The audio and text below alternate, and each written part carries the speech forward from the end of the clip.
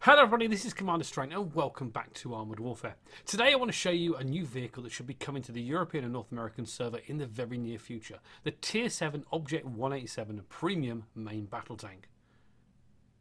Now the Object 187 project came about in the late 1980s when there was a requirement to update the aging T-72 vehicles with improved armour protection and offensive capabilities in the form of the new 125mm 2A66 smoothbore gun with its distinctive muzzle brake and with the newly developed depleted uranium ZBM-39 Anchor armour-piercing, fin-stabilising, discarding sabot shell, which allowed the Object 187 the capability to take out any threats on the battlefield. As well as the new main gun and high-power ammunition, the tank was equipped with new cutting-edge fire control system, but alas, the dissolving of the Soviet Union in late December 1991 and the formation of the Russian Federation that lacked the resources to continue an expensive arms race, this project, along with several others, was cancelled. So what's the Object 187 like in Armoured Warfare? Well, I'm going to put on the screen some images of both the Object 187 along with a T-80U Shark, so you can compare the stats of both vehicles. Please remember that both vehicles in my garage have the same commander, both have a level 5 crew, and both have no retrofits fitted. With regard to if you should purchase this tank when it becomes available, well, that's down to each of us to make a choice about how much we're willing to support Armoured Warfare with the game in its current state. It should be priced around 5,500 gold for the base tank, but I don't know how Mike.com will package the vehicle when it does become available. I will be picking one up myself and adding it to my collection. It's a fun tank to play. So let's take a look at some gameplay footage now, and as you'll see, this is my first game in the Object 187. I do go into the game without retrofits and without consumables. This will give you a balanced playthrough. Also, another thing to note is as the video plays on, please remember no rocks were actually hurt in the making of this replay. So here we are on the frontline map. It's extremely favourable matchmaking. It's an all tier 7 battle. As you can see, the Object 187 is there, splendid in its camo. Yes, I invested in some gold on some camo. And I'm just quickly showing then the ammo of the tank itself. And as you note, as I said before, we're not running any retrofits, and I'm not running any consumables, so no repair times are going to be speeded up. So you're going to see how it is perfectly bare bones basic. I didn't even change the amount of ammunition in the loadout. This is exactly what you get stock. So here we are. We started on the east side of the map. We're at the northern part of the spawn, so we're going to quickly head north and across to the 8. And I'm going to say once again, no rocks were harmed. Well, no buildings in that fact were harmed in the making of this video. You'll see what I mean later on. So we're pushing up. I'm a little bit concerned at the moment because my team seem to be a little bit slow to react. But what I've noticed on the Russian servers is there's normally a very aggressive push by the MBTs along this line. So I'm just getting straight into it. First game in the Object 187 and just deciding to have fun. Now the mobility is pretty good. It's able to get up to speed very, very quickly. And as you can see, there's 2,650 hit points. Hopefully we can definitely put those to good use. Now we've got a T-80U and a T-90 up into the middle. There's the first rock. Shh, it didn't happen. We've got some other MBTs following up behind, and me hitting that rock, of course, was probably tactical to allow my team to catch up. And then the Abrams go straight roaring down the road ahead of me. But anyway, we're pushing on this ridge line. You can see we've got some vehicles in the middle. There's a Stingray 2 doing some spotting, and nothing's being spotted, so it's looking like this end is fairly clear. So it looks like, again, on the other side of the map, the team have pushed south. You can see, crash, bang, wallop. Jeepers, thank God the suspension on this thing is good. As you can see, the other team are heading north. And Weasel Hot is being really aggressive right across the H line into H4. Our Abrams has now engaged some enemy vehicles. There's a Leopard 2 over there, there's a Challenger 1, and shots are being fired by our team. So I want to get straight up and as quickly as I can into the action and back up my Abrams. There's a Merkava 2D, a couple of them actually coming up behind me as well. So it's a nice match, and Leopard 2 has taken a huge amount of damage. I think he's taking it from the hill. I don't think our Abrams has done much as we go forward. And, you know, we're already a tank up as we're pushing over the hill. Just waiting. Haven't got a great deal of gun depression. I think it's only 6, 7 degrees from memory. Challenger gets engaged. We push over to the side. Aiming there. Just some minor track damage, nothing major. Pull back while the reload. 8.93 is not bad. But it's definitely the fastest. Definitely a disadvantage on this hill, so we decided to push all the way over as fast as we can and straight on and engage the Challenger. Now he's in this little dip just ahead, as you can see from that spot there. Abrams is going at him from the front, so we're just going to push over to the side, just engage him from the side and the top. Lovely, 567 into him. We'll go for the ram kill, but unfortunately he gets taken out by our team. We're still ahead here, but now we're on this side of the map and we're in the lower area. So we're going to push up as quickly as we can. Not a lot of enemy forces just here. There's a T-90 on the enemy team over the other side. We've got a friendly T-80U and our Challenger 1's over there as well.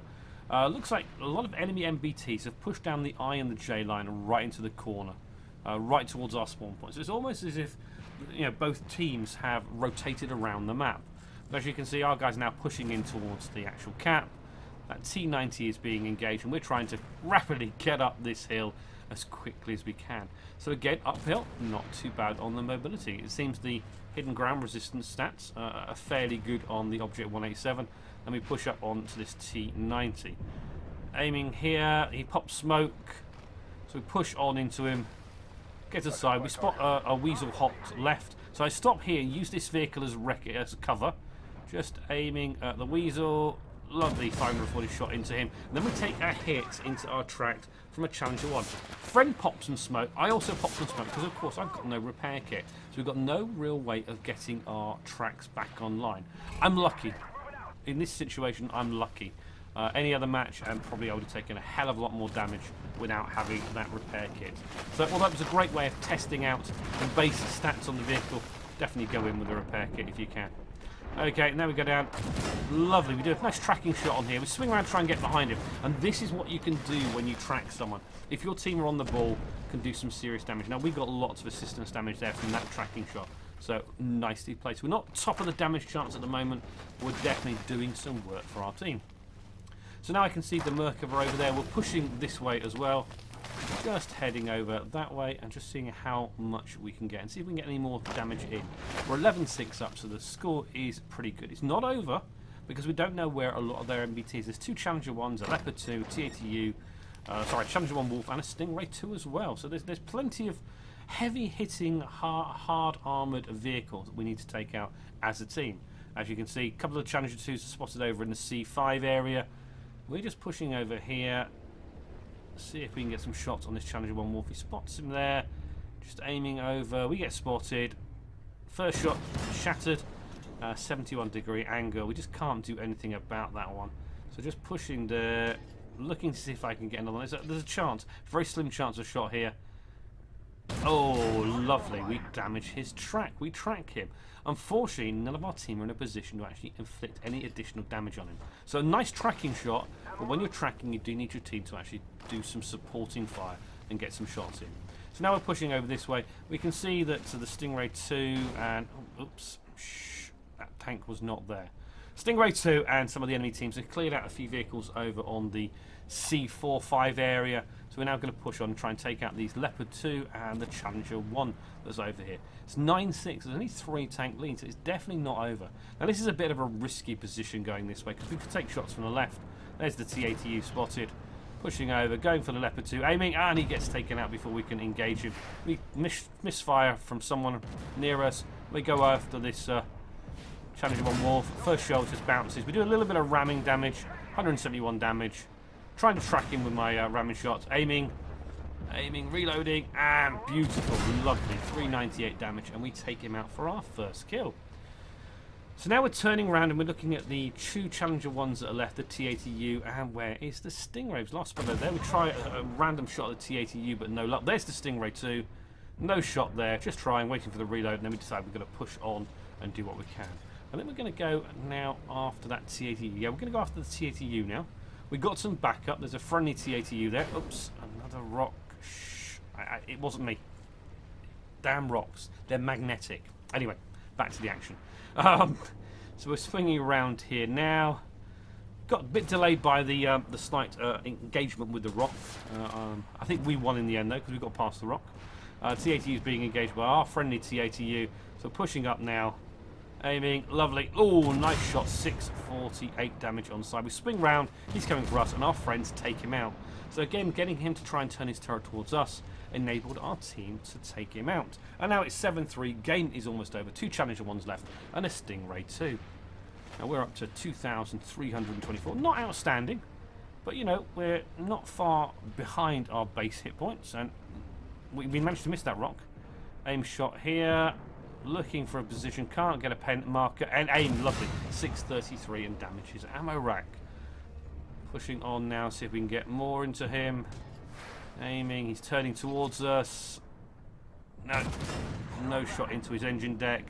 Bounces there, and now we charge after the other Challenger 2. Stingray 2 is still away. Right, Challenger 1. Stingray 2 is still over there.